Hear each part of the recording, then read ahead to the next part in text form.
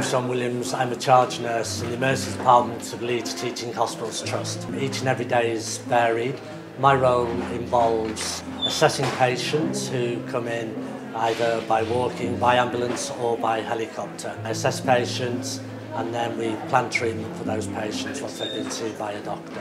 I've been a nurse now for 30 years and the last 20 years have been in the emergency department. I am passionate each and every day about what I do. Waking up in the morning, I'm really happy to come to work.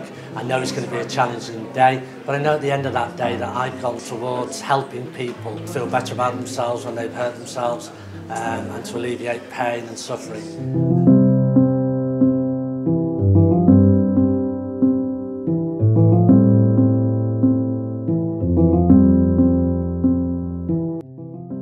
2 years ago, during a fairly typical shift in the emergency department, getting towards the end of a long day, a patient was brought in who was quite distressed. On arrival, the patient was quite calm, and I went to assess the patient alongside his student nurse. On occasions, he was a little volatile, but through listening to the patient, understanding what his needs were, I was able to calm him down. For 2 hours, I saw other patients, and the patient occasionally came back to me to ask questions. After 2 hours, I'd taken a handover from a crew.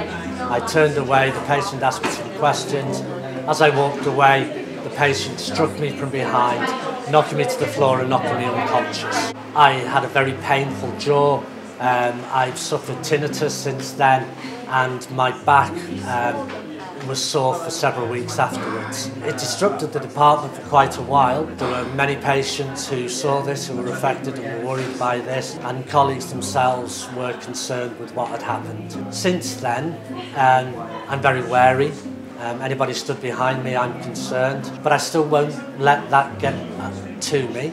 I will still approach patients who are aggressive, who are worried. I've had training from the Trust for dealing with circumstances which could be volatile. We understand sometimes that people are worried, upset about their circumstances, and what we try to do is get to the bottom of that, find out what's happening, why they're worried, explain that those behaviours aren't acceptable within the emergency department. Generally, with some good communication, the behaviour is diffused and that is fine. Occasionally it falls on deaf ears, and we have to resort to, if the patient is medically well, for them to be removed by security or the police.